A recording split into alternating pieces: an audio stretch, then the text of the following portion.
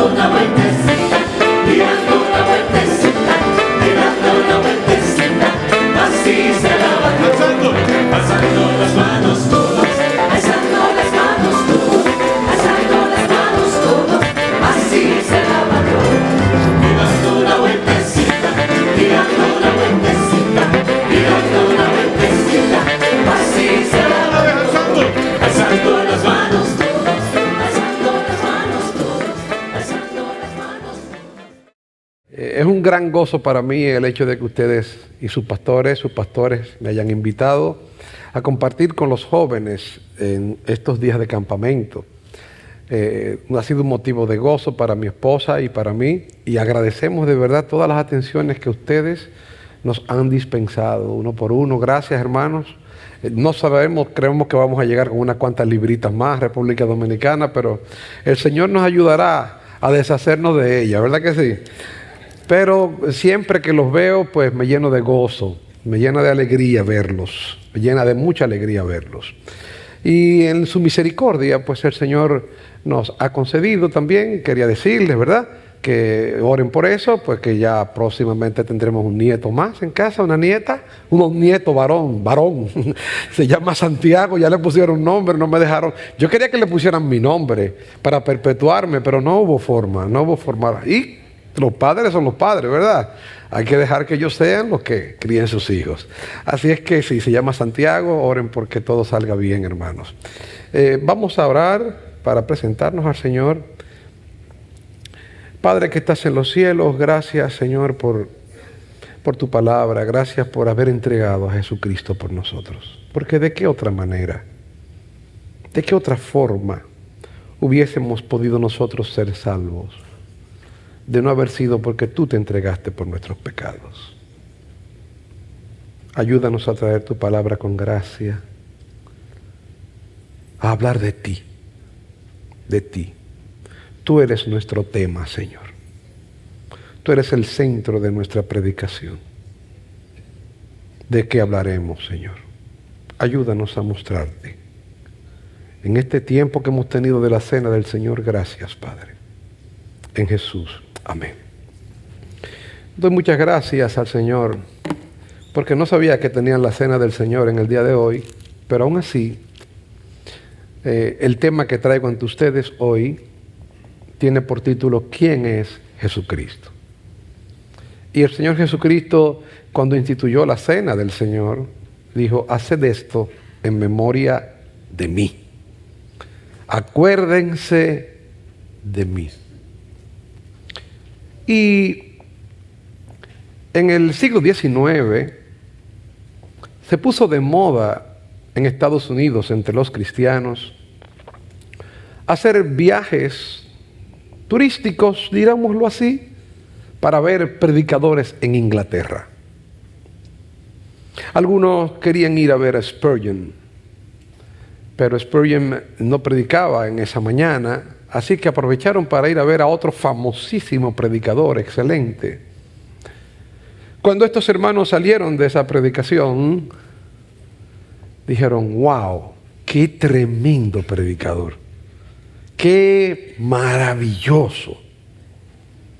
Así que en la noche fueron a ver a Spurgeon predicar, y cuando salieron de allí dijeron: wow, qué hermoso es Jesucristo. Y es mi anhelo en esta mañana que ustedes puedan salir de aquí diciendo: qué hermoso es Jesucristo, qué grandioso es mi Señor. En el año 50, 55 después de Cristo, un misionero judío iba por todo el área de Asia y todo el área de lo que hoy es o Grecia, haciendo una labor misionera.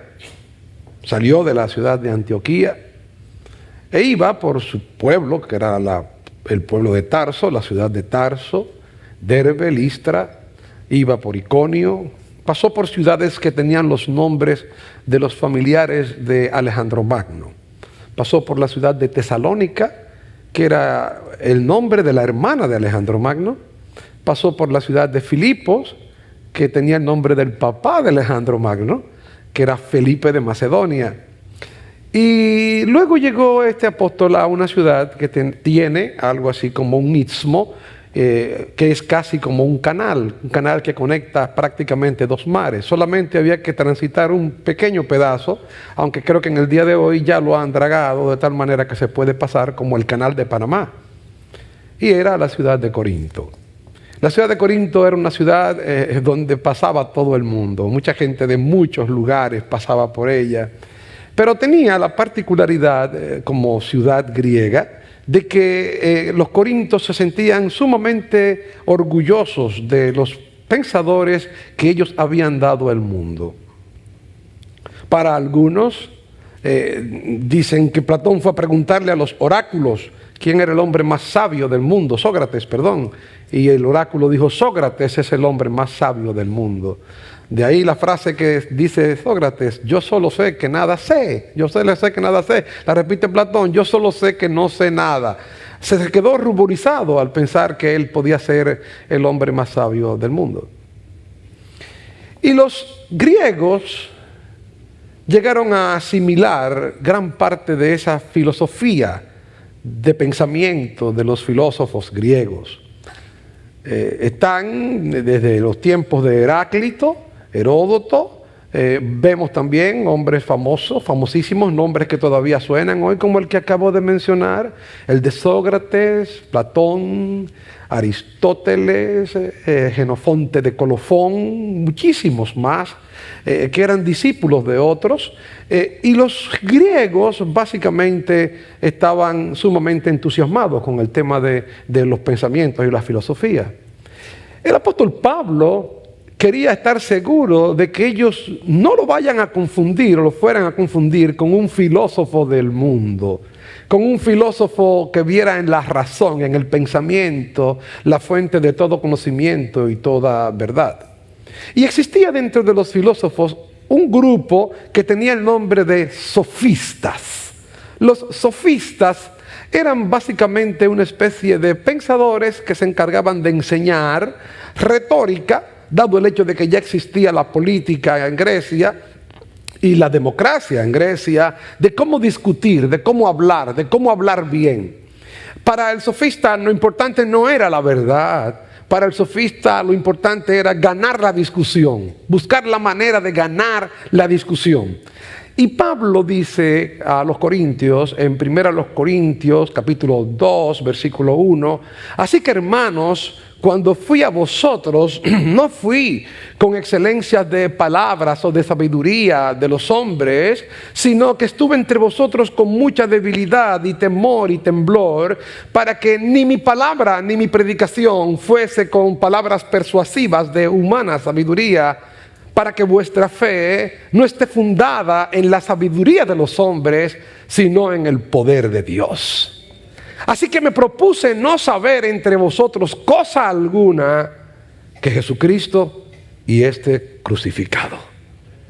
No era que Pablo no sabía más cosas, pero todos los mensajes de Pablo, toda su predicación iba dirigida, puntualizada al hecho de Cristo y este crucificado. Era el centro de su predicación.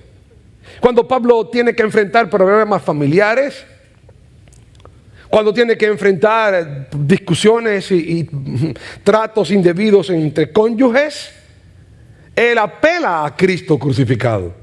Dice: maridos, en Efesios capítulo 5, amad a vuestras mujeres, así como Cristo amó a la iglesia, y allí está Cristo crucificado, y se entregó a sí mismo por ella. Así es que si tú quieres ser un buen esposo, dice Pablo, mira a Cristo crucificado. Cuando tiene que tratar con problemas en una iglesia donde habían algunos, como decía el pastor hace un momento, que tomaban vino, otros no tomaban vino, asunto cultural, los gentiles, los judíos, pero allí había otro tipo de problemas también. Algunos que entendían que no se podía comer carne de cerdo, y ustedes saben que en Puerto Rico se come mucha carne de cerdo. Este es el sitio donde más carne de lechón se come. Aquí se come mucho lechón. Eso los felicito, me encanta eso de ustedes. Me fascina que aquí comen mucho lechón. Si yo hubiera sido lechón, no hubiera querido nacer en Puerto Rico. Les garantizo eso, porque hubiera sido definitivamente sacrificado. Y los judíos no comen lechón, los judíos no comen lechón, pero los gentiles sí se comían su lechoncito. Es maravilloso, yo los felicito y los aplaudo, no se llevaban de eso. ¿Y qué pasaba? Pues había en la iglesia un problema en la cual Pablo dice: uno cree que se ha de comer de todo, otro que es débil come legumbres. El que come no menosprecia al que no come. Ahora, en el capítulo 15 de Romanos, versículo 1, nos muestra a Cristo crucificado. ¿Cómo se va a resolver el problema en las iglesias? Los problemas entre los hermanos. ¿Cómo se va a resolver? Él les dice: así que los que somos fuertes debemos soportar las flaquezas de los débiles y no agradarnos a nosotros mismos. Porque ni aún Cristo se agradó a sí mismo, sino que los vituperios de los que te vituperaron cayeron sobre mí. Así que Cristo cargó con la debilidad de otros. Y él vuelve y dice: mira a Cristo crucificado. Cuando hay problemas entre dos mujeres en la iglesia, boda y sinti, que sean un mismo sentir, Pablo dice: haya pues en vosotros este sentir que hubo también en Cristo Jesús, el cual siendo en forma de Dios no estimó el ser igual a Dios como cosa que aferrarse, sino que se despojó de su gloria, tomando forma de hombre, hecho semejante al hombre, y estando en su condición de hombre se humilló a sí mismo, haciéndose obediente hasta la muerte y muerte de cruz, por lo cual Dios le exaltó y le dio un nombre sobre todo nombre, para que en el nombre de Jesús se doble toda rodilla y toda lengua confiese que Jesucristo es el Señor, para gloria de Dios Padre. Cristo crucificado, Cristo crucificado, Cristo crucificado. ¿Quién es entonces Jesucristo? Otro predicador, ya anciano, había llegado a viejo. Era tan viejo el viejo que los hermanos llegaron a decir que el discípulo no moriría. Y estaban por ahí diciendo: oh, él no morirá, porque el Señor dijo: si él quiero que él quede hasta que yo venga, que a ti, le dijo a Pedro. Pero el mismo discípulo tiene que aclarar y decir: pero el Señor no dijo que yo, el discípulo, no moriría. No. El Señor lo que dijo es: si yo quiero, una condicionante, que Él quede hasta que yo venga, Lo voy a decir en un idioma, en una parte que usted lo va a entender, que mejor, ¿a ti qué te importa? Eso es asunto tuyo, eso es asunto mío. Si yo quisiera que él quedara vivo hasta que yo venga, ¿a ti qué? Y se regó que aquel discípulo no moriría. Pero aquel discípulo había leído ya los 3 evangelios, Mateo, Marcos y Lucas. Y entendía, según nos narra Eusebio, en su libro de historia eclesiástica, entendía que faltaba un evangelio. Un evangelio que estuviera enfocado en la pasión de Jesús, en sus padecimientos. Y un evangelio que presentara a Jesucristo en las facetas de Dios, Dios encarnado, su deidad, su divinidad. Por eso en el Evangelio de Marcos nos encontramos que el que escribe tiene que explicar algunas cosas de los judíos porque él escribe a romanos. Dice, porque los judíos, si no se lavan las manos, muchas veces no comen. Y muchas otras cosas hacen, como el lavamiento de los vasos, y si así hacen ellos. Y muchas cosas raras tienen, cosas que comen, y si no, no comen. A un judío no hay que explicarle eso. Los judíos lo sabían, pero a uno que no es judío hay que explicárselo. Por eso Marcos no está enfocado básicamente a judíos, sino a romanos. El Evangelio de Lucas se lo escribe a una persona que es Teófilo, aunque tiene la intención de ser más amplio y presenta a Cristo como en su humanidad. Nosotros vemos que no enfatiza como Juan la deidad de nuestro Señor Jesucristo. Y yo quiero en esta ocasión con ustedes ver cuatro aspectos que tienen que ver con la respuesta de quién es Jesucristo. Y para ello yo me voy a ir al Evangelio que escribió ese anciano llamado Juan, en el prólogo del Evangelio de Juan, en el capítulo 1, yo quiero que lo leamos. Quiero que me acompañen porque aquí hay tanto y solamente me voy a quedar ahí. Solamente me voy a quedar en Juan capítulo 1.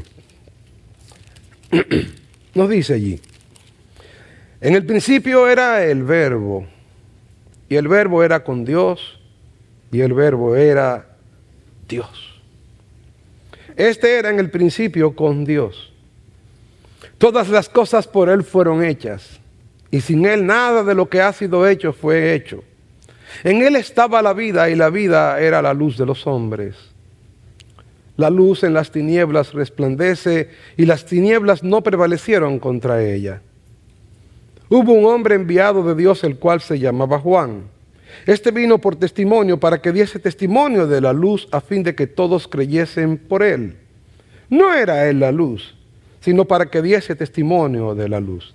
Aquella luz verdadera que alumbra a todo hombre venía a este mundo. En el mundo estaba y el mundo por él fue hecho, pero el mundo no le conoció.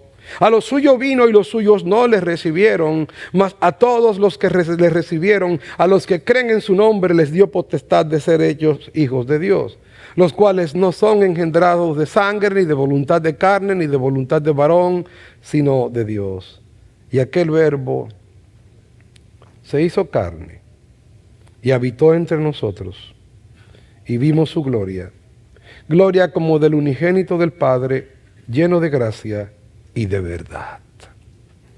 ¿Quién es Jesucristo? Yo quiero tocar con ustedes 4 puntos. Yo sé que el texto nos pudiera dar muchísimos más. Estaríamos hablando años aquí solamente de este texto. Pero yo quiero tomar ante ustedes esta mañana, para una mejor comprensión, 4 puntos. En primer lugar, que Cristo es Dios eterno. Que Cristo es Dios eterno. En segundo lugar, que Cristo es Dios creador. En tercer lugar, que Cristo es Dios hombre. Y en cuarto lugar, que Cristo es Dios salvador. Que Cristo es Dios eterno. El apóstol Juan, en 1 de Juan, capítulo 5, versículo 6, dice, este es Jesucristo. Este es Jesucristo.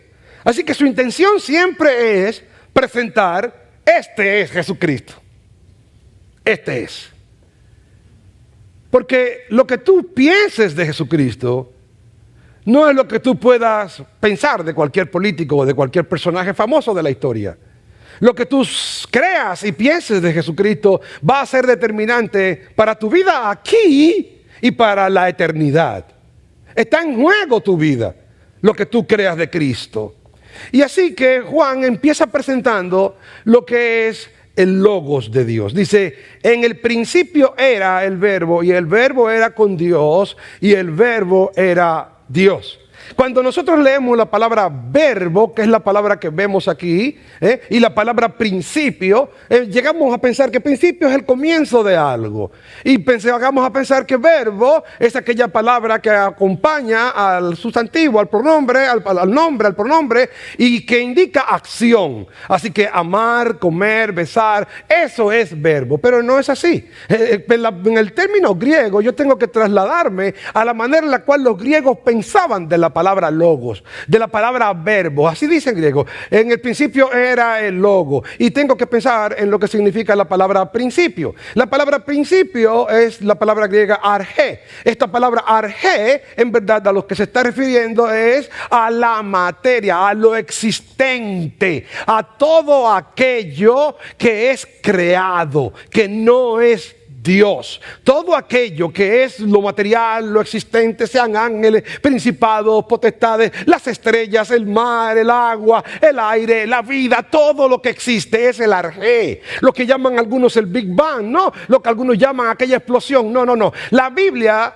la enfoca como el arjé, como el principio. Cuando el principio vino a ser, ¿cómo fue? ¿Es el logos un principio? ¿Está Cristo dentro de lo creado? ¿Es Cristo creación? Entonces la pregunta es esa. Lo que se estaban preguntando los discípulos era, o los judíos era, ¿quién es Jesucristo? Miren, en la mente de un judío o en la mente de un griego está el tema de la inmutabilidad de Dios. Dios es inmutable, Dios no cambia. Dios no puede ser hoy algo que Él no era ayer. No. Dios no puede, Dios puede todo, sí, pero en su capacidad de Dios, en su naturaleza divina, hay cosas que Dios definitivamente no puede. Dios no puede pecar, evidentemente, Dios no puede pecar. Dice la misma Biblia, Dios no puede negarse a sí mismo. No es así, no puede negarse a sí mismo. Entonces, ¿qué cosa podemos ver en la inmutabilidad de Dios? Que Dios no cambia. Si Dios me ama, el amor de Dios hacia mí hoy no es más grande que el amor de ayer. Yo no puedo decir, oh, Dios me ama mucho más hoy. No, mi querido hermano, Dios siempre te amó. Por eso es que Él te salvó y Él te eligió desde antes de la fundación del mundo, porque su amor hacia ti es un amor inalterable. Nada lo cambia, no lo cambias ni tú, porque es un amor que permanece para siempre. Su amor no cambia, su amor siempre es el mismo. Ahora, lo que se preguntaban muchos era, si Dios es inmutable, ¿cómo puede Dios hablar? ¿Cómo puede Dios razonar? ¿Cómo puede Dios comunicarse con el hombre? Y entonces, básicamente Heráclito, desde mucho tiempo atrás, había pensado en el logos de Dios. Logos, ¿qué es ese logos? Es esa parte razonable de Dios. Es la razón de Dios. Es la sabiduría de Dios. Y esa sabiduría de Dios es Jesucristo.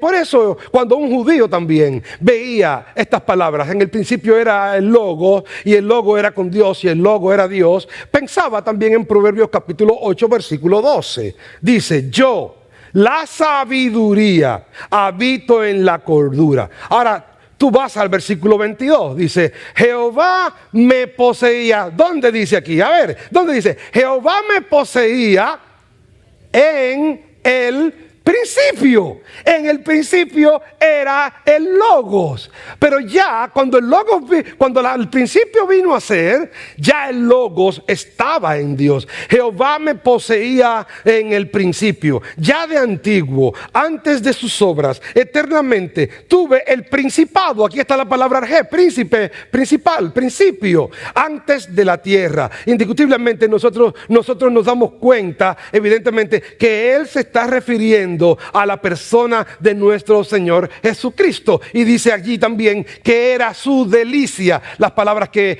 nos aparecen en un eco en el bautismo de Jesús. Este es mi Hijo amado, en quien tengo complacencia, en quien tengo placer. Así que cuando lo leía un judío, en el principio era la sabiduría, el logos de Dios. Cuando lo leía un griego, en el principio era el logos. Está diciendo, el logos existió siempre. Cristo ha existido en toda la eternidad. Hay mucha gente que piensa que Cristo llegó a existir cuando lo dio a luz María. No, mi querido hermano, que el cuerpo de Cristo es un cuerpo que no es eterno, que el cuerpo de Cristo es material, evidentemente lo es, y que Cristo corporalmente empezó a existir cuando existió María.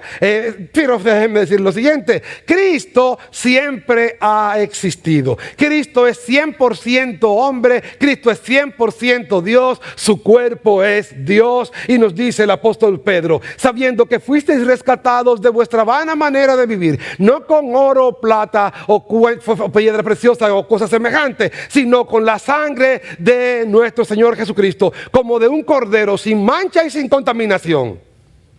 Oiga lo que sigue diciendo: ya destinado desde antes de la fundación del mundo, pero presentado en los postreros días por amor a vosotros.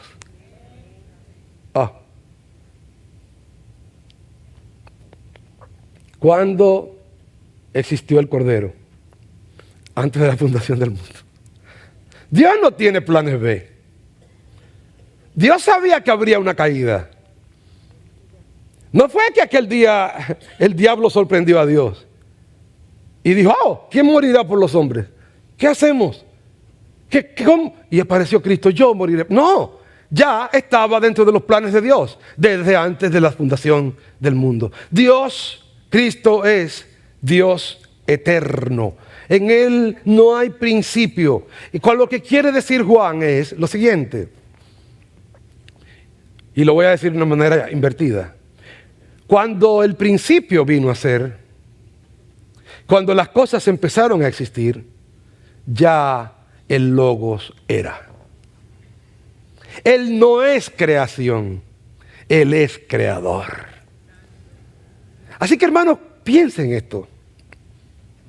Aquel que estuvo en la tierra, pisando con sandalias las calles polvorientas de Jerusalén.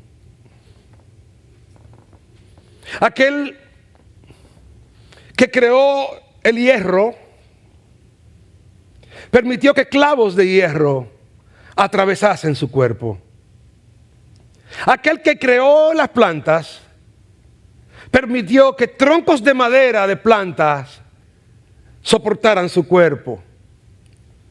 Aquel que creó el mundo y la tierra, permitió que fuera levantado entre la tierra y el cielo y quedara allí suspendido. Aquel que en el libro de Génesis dijo, sea la luz, y fue la luz, y vio Dios que la luz era buena. Aquel que hizo todas las cosas, aquel que siempre existió, aquel que estaba en completa armonía con el Padre, se hizo hombre y es eterno. Y cuando tú tienes comunión con Él, tú pasas a tener eternidad. Nosotros vamos de paso en este mundo, pero cuando tenemos comunión con Dios, nos dicen las Escrituras, porque nosotros sabemos que ni la vida, ni la muerte, ni ángeles, ni principados, ni ninguna otra cosa creada nos podrá separar del amor de Dios que es en Cristo Jesús. ¿Sabes tú por qué tú vas a vivir por toda la eternidad? Porque por toda la eternidad tú seguirás teniendo comunión con Él. Sin comunión con Él no hay eternidad. La gente piensa que la eternidad es que tú vas a estar vivo por toda la eternidad. Las personas que van a estar en el infierno van a estar despiertas. Las personas que van a estar en el infierno van a tener conciencia. ¿Se recuerdan de aquel hombre rico que dijo, yo tengo unos hermanos que vaya y le predique Lázaro? ¿Se recuerdan ustedes? Van a tener conciencia, se van a recordar de quién era, pero no estarán en vida eterna. Nosotros tenemos vida eterna porque tenemos comunión con el Dios eterno, y ese Dios eterno lo es nuestro Señor Jesucristo.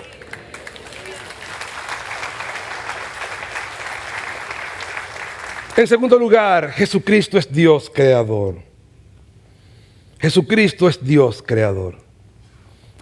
Ese logos es la palabra. Dios no necesita un mecanismo para crear cosas. Todo lo que Dios piensa se materializa. Es lo que lucharon pensadores como René Descartes. Para René Descartes una de las cosas más difíciles es lo que él llama sustancia. Para nosotros sustancia es un jugo de lechosa, eso tiene sustancia. La sustancia es el chocolate, eso es tremenda sustancia. Pero para los pensadores sustancia no es nada de eso. No, no. Para los pensadores la sustancia es la transformación del pensamiento en materia. Por ejemplo, yo voy a hacer algo que a ustedes les va a parecer tonto, pero no es tan tonto. Yo le pareceré un tonto, pero no es de tonto, no. Ni hay tontos que no es tonto el que pregunta, sino que el que no pregunta. Mire usted, mire qué cosa que parece tan tonta. Muévanse dedos. Eso es sustancia. ¿Cómo esto que yo pensé aquí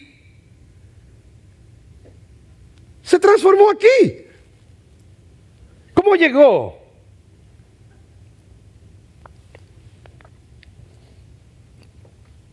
En Florencia está el David de Miguel Ángelo. Era un trozo de mármol que fue traído de las canteras. Fue puesto ahí en Florencia. Un artesano le dio y picó un trozo que lo dañó. Y estaba ahí, nadie hacía nada con él. Nadie hacía nada con él. Hasta que este muchachito, Miguel Ángel, que esculpió con 29 años, 20 y pico de años, La Piedad, donde aparece María cargando a Jesús. Y el Papa de entonces se atreve a decir, ¿quién hizo eso? Yo. ¿Cómo ese muchacho hizo eso? No. Y es la única obra que está firmada por él. Entonces él tomó el cincel y le escribió atrás, Miguel Ángelo. Después los otros no, nada. Pero lo que tenía en mente, él pidió que aquel trozo de mármol lo revistieran para que nadie viera lo que él estaba haciendo. Hasta que lo destapó. Y la gente quedó impresionada. Había una guerra con un país más grande y lo fueron llevando por las calles de Florencia con troncos. Y el pueblo, al ver la imagen de David, de ese David que acaba de vencer a Goliat, a un gigante, dicen, bueno, pues nosotros podemos vencer a aquellos que son más grandes que nosotros. Y Florencia ganó la guerra. Florencia ganó la guerra. Pero ¿qué era lo que había en la cabeza de Miguel Ángel? Había un pensamiento. Ese pensamiento lo transmitió y lo convirtió en una estatua famosísima que hoy tiene el nombre del David o la Piedad. Así pasa con la sustancia. La sustancia es el pensamiento de Dios convertido en material. Es la manera en la cual Dios hace todas las cosas. Ahora bien, la materia que vemos ahora, todo lo que existe, existió primero en la mente de Dios. Tu salvación, inclusive, en la mente de Dios ya es un hecho. Hace muchos años, la hija de un pastor muy querido fue a la finca de mi familia. Mi familia tiene una finca que la heredamos de nuestro padre. La niña se había criado todo el tiempo en la ciudad capital. Los pobrecitos en esos apartamentos no corren en la tierra, no se estiran. Y bueno, la niña fue a mi pueblo y vio una mata de plátano. Le dicen plátanos aquí también, ¿verdad? Así que la niña, cuando ve el racimo de plátano, por primera vez en su vida, le dice, papi, mira, una mata de tostones.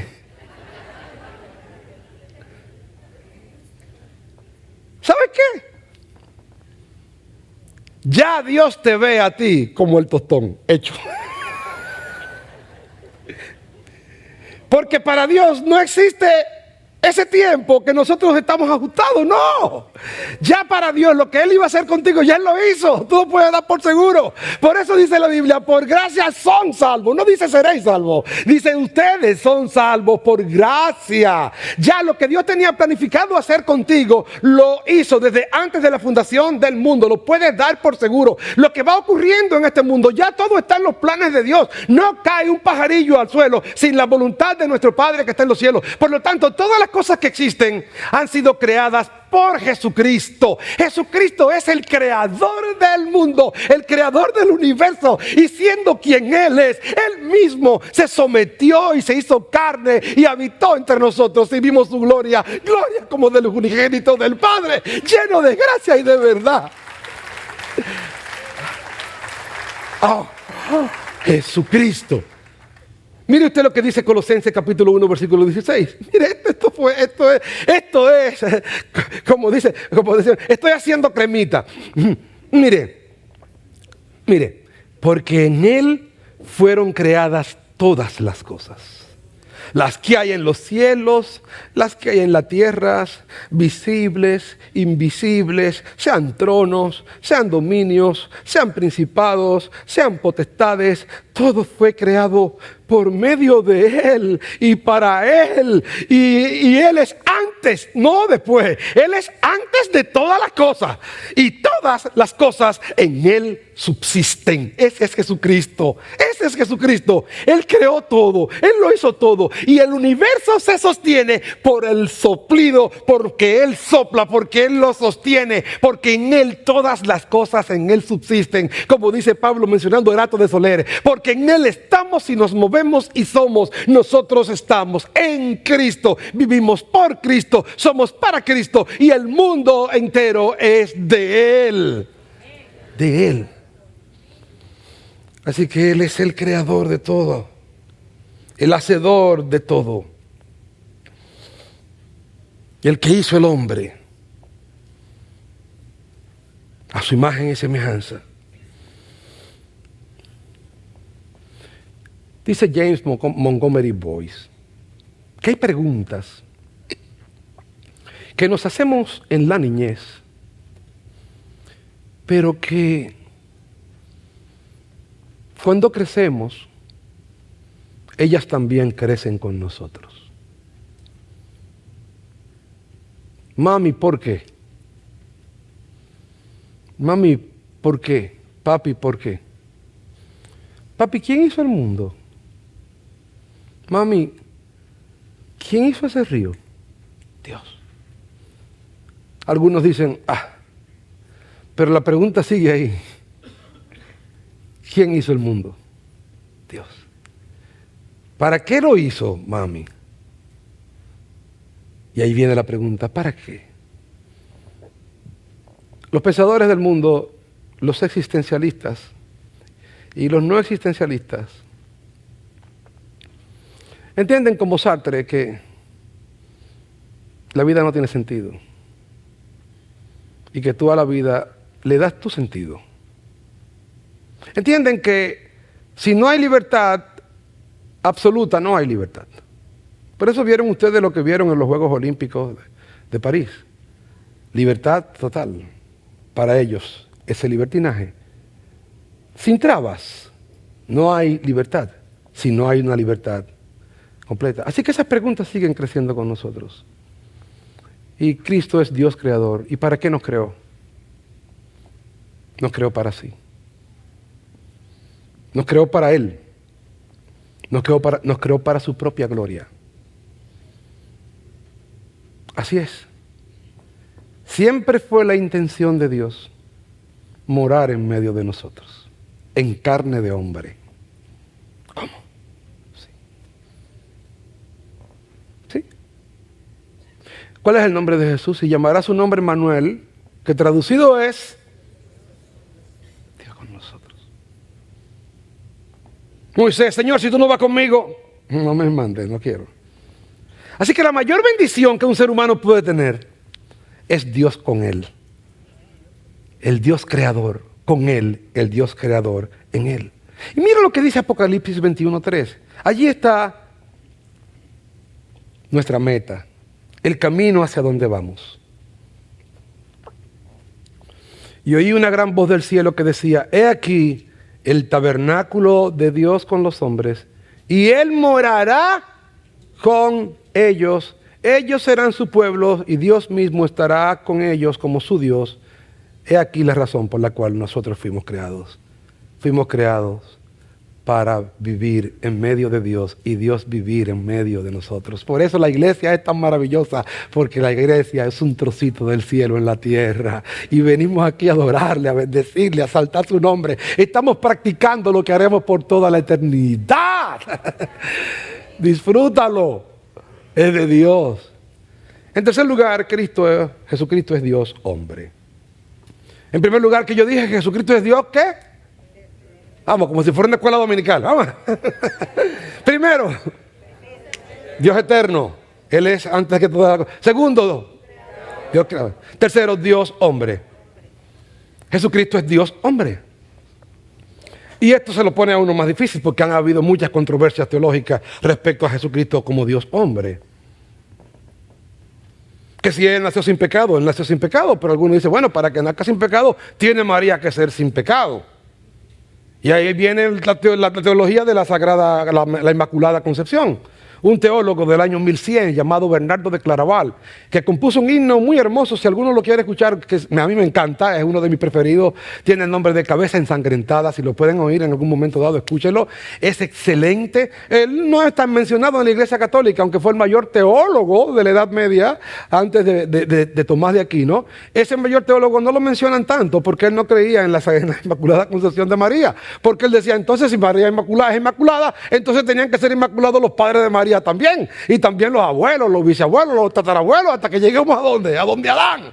Y Adán no podía dar hijos inmaculados. Entonces, no, María no podía ser inmaculada, para nada. Entonces, no, Cristo nació sin pecado, pero Cristo es y fue hombre.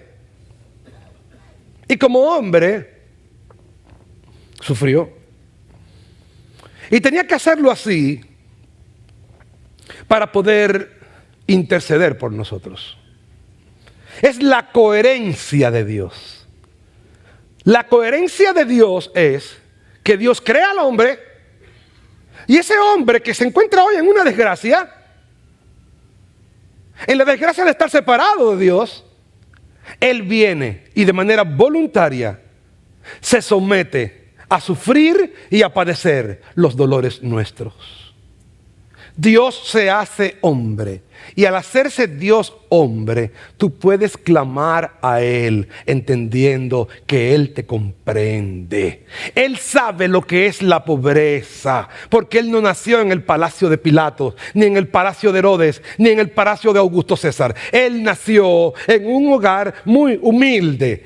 Él sabe lo que es el bullying, porque muchas personas le dijeron, nosotros no somos nacidos de fornicación, pensando que a lo mejor lo podía hacer Él llegó a decir, las aves de los cielos tienen nidos, pero el Hijo del Hombre no tiene dónde recostar su cabeza. Él se cansó. Llegó un momento que se cansó tanto que se quedó dormido en una barca, y había una tempestad, y la tempestad no lo despertaba porque estaba tan dormido. En la cruz dijo, tengo sed, y fue una sed auténtica. Después de la tentación dijo, tengo hambre, y fue una hambre auténtica. Él padeció y sufrió todo lo que tú pudieras sufrir. Y ahora, cuando tú oras y oras a través de nuestro Señor Jesucristo, nos dicen las Escrituras que Él ahora vive eternamente intercediendo por los santos. Él vive para interceder por ti. Él le dice al Padre al oído, yo sé lo que es ese dolor. Yo sé lo que es dolores en las manos, dolores en los pies, dolores en la espalda, dolores en la cabeza. Yo sé lo que es ser pobre. Yo sé lo que es sufrir bullying. Yo sé lo que es ser despreciado. Yo entiendo todo eso porque yo soy hombre. Cristo es Dios hecho hombre. Pero además tenía que morir por nosotros un hombre, porque Dios no fue que pecó. No tenía que morir Dios. Tenía que morir un hombre. Pero no podía morir cualquier hombre, porque todos los hombres pecaron y todos están destituidos de la gloria de Dios. Tenía que morir un hombre sin pecado. Pero tenía que morir Dios también. No, ¿cómo va a ser? El que muere es el cuerpo de Cristo. Dios no. Su cuerpo es Dios. Su cuerpo es Dios.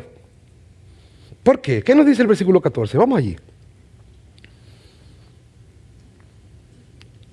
Y aquel verbo fue hecho, dígalo duro.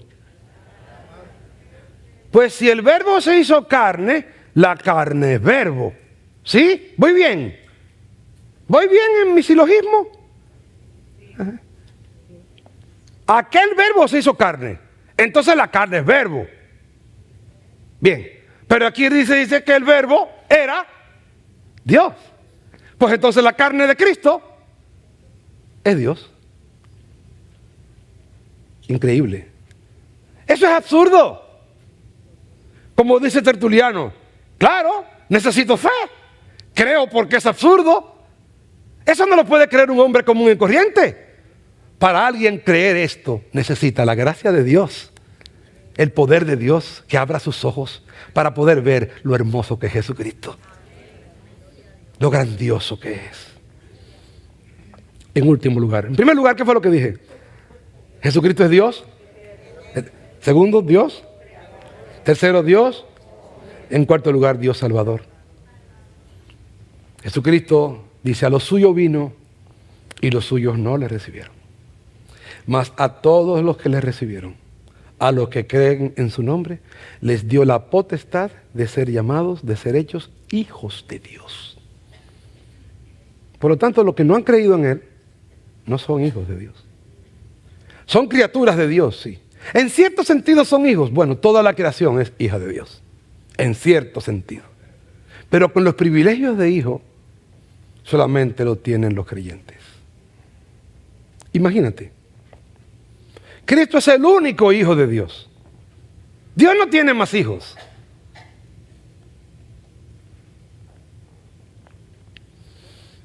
Le pregunté una vez a un testigo de Jehová. Bueno, entonces si Cristo no es Dios, vamos a ver. ¿Quién es Dios? El Padre. Bueno, ¿y el Padre es eterno? Sí, el Padre es eterno. Y a ver, para Él ser Padre eterno, ¿de quién es papá? Del Hijo. ¿Y cuándo puede un Padre eterno tener un hijo que no sea eterno? Sí, si es padre, es eterno. Yo fui padre cuando tuve a Laura. De ahí tuve esa mira y ya soy padre. Hoy es Día de los Padres en mi país. Por cierto, felicidades para mí. Aquí en Puerto Rico no. Felicidades, muchas felicidades. Gracias. Yo fui padre cuando tuve mi hija. Pues el Padre eterno necesita un hijo eterno. Y si el Hijo es eterno, el único ser eterno es Dios, por lo tanto el Hijo es Dios. Y Él vino a morir por nuestros pecados. Él es Dios Salvador. A los suyos vino y los suyos no le recibieron. Dios te da una potestad, un poder de ser llamado su hijo. Y cuando te llama su hijo, quiero que entiendas esto.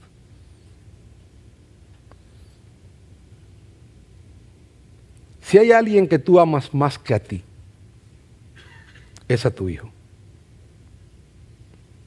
Cuando Dios dio a su hijo, Dios nos dio lo más grande que Él podía dar. Y usted dirá, pero Dios es todopoderoso. Sí, pero Él no podía darnos algo más grande que Jesucristo. No, porque no hay nada más grande que Jesucristo. Y porque Jesucristo es su Hijo amado. Si tuvieran que entregarse, tú o tu hijo, ¿a quién entregarías tú? ¿A ti o a tu hijo?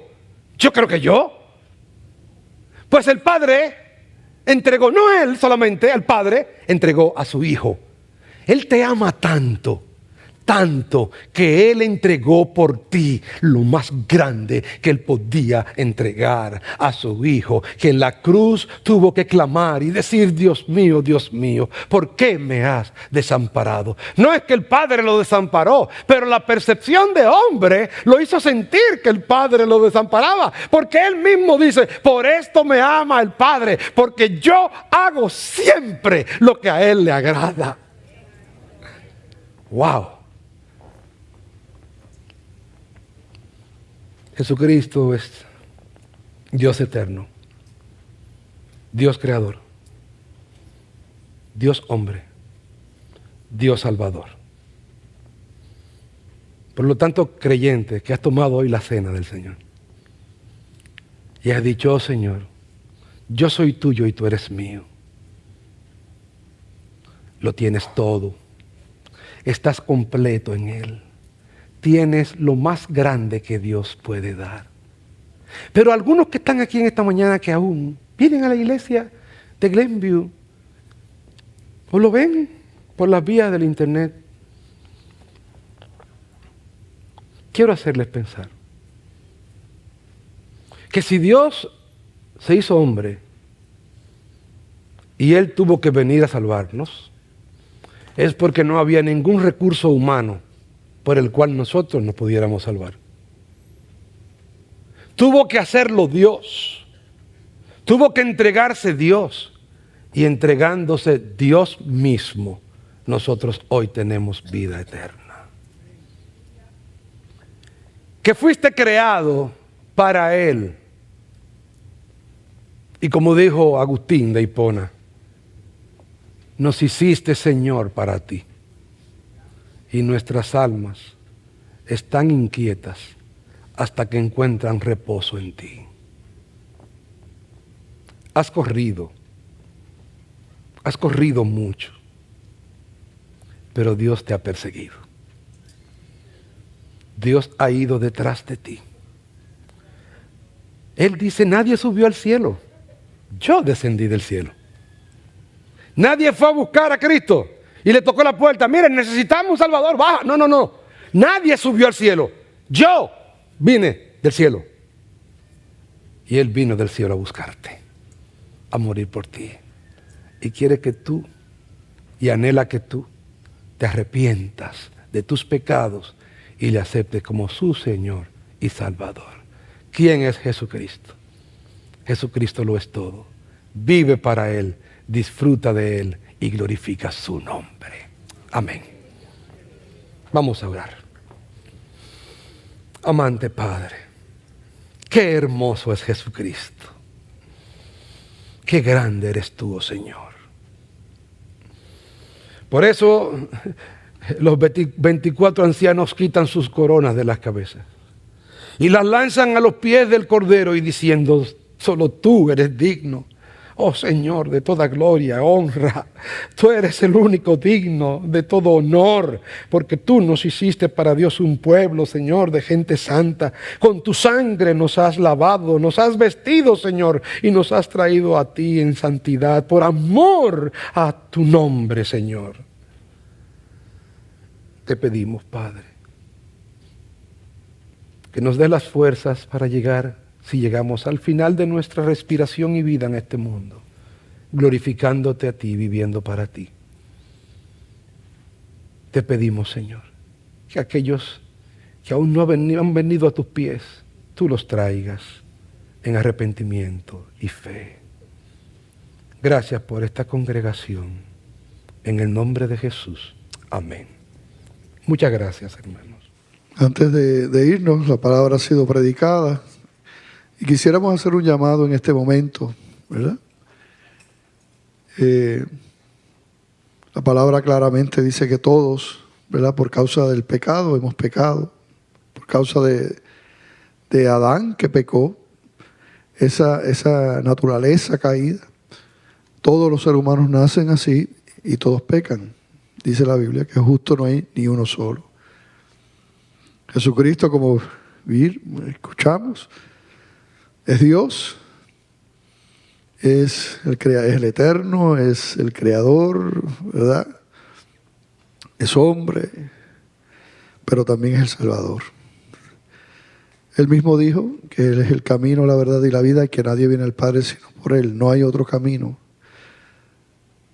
Juan mismo, más adelante, 3 capítulos más adelante, dijo, porque de tal manera amó Dios al mundo que ha dado a su Hijo unigénito, para que todo aquel que en Él cree no se pierda, mas tenga vida eterna. Así lo que ya la obra y el milagro está hecho. Lo que demanda la Escritura es que tú creas, ¿verdad? Que reconozcas tu condición de pecador y que tú creas en Jesús, que es el Salvador, que dio su vida. Y los que de corazón creen por una obra del Espíritu Santo en tu vida, los que creen entonces tienen vida eterna. Y nosotros llamamos, ¿verdad? Porque si tú has tomado esa decisión en tu corazón, pues llamamos para que lo confieses públicamente, para poderte identificar y poderte ayudar en lo que podamos como iglesia también. Así que si tú reconoces y entiendes que Dios te ama, entiendes la realidad de que tú eres pecador y que el pecado, la paga del pecado es la muerte, y eso es lo que te espera, pero ha habido una provisión, ¿verdad?, que es Cristo Jesús, donde Él murió en aquella cruz para pagar el precio de ese pecado, que es la muerte. Pero Él venció también la muerte porque resucitó al tercer día. De manera que los que creen en Él, entonces ocurre un milagro maravilloso. Sus pecados son perdonados porque entonces fueron representados en Cristo en aquella cruz. Lo único que te pregunto es si en este día tú reconoces eso. Dios te ama, eres pecador, Cristo es el camino, y tú reconoces esas verdades y hoy quieres entregar tu vida al Señor, pedirle perdón. Queremos orar por ti. Lo que te pedimos es que levantes la mano donde quiera que esté. Si aquí hay una vida que hoy toma esa decisión, que reconoce a ese Dios eterno, a ese Dios creador, a ese Dios hombre, ese Dios salvador, ¿verdad?, que es Jesucristo. ¿Habrá alguien que toma esa decisión en este día, habiendo escuchado el mensaje, y lo hace públicamente levantando su mano? Si no hay nadie, les invito a estar en pie. Vamos a orar para despedirnos. ¿Cuánto le dan gracias al Señor por el pastor Samuel Nina? La que siempre nos bendice él, su familia, su iglesia. Damos gracias a Dios por él, ¿verdad? Vamos a orar. Padre, gracias por este día. Gracias por tu palabra. Gracias por nuestros hermanos. Te pido que los bendiga, Señor, que los lleves con bien. Sabemos, Padre, que la obra es tuya, así que cada vida aquí que haya escuchado el mensaje y que no te conozca, Señor, también clamamos por él, Señor. Que tengas misericordia, Señor, y que te reveles en tu tiempo. En el nombre de Jesús. Amén. Hermano, que la paz del Señor sea con todos ustedes. Que Dios los bendiga.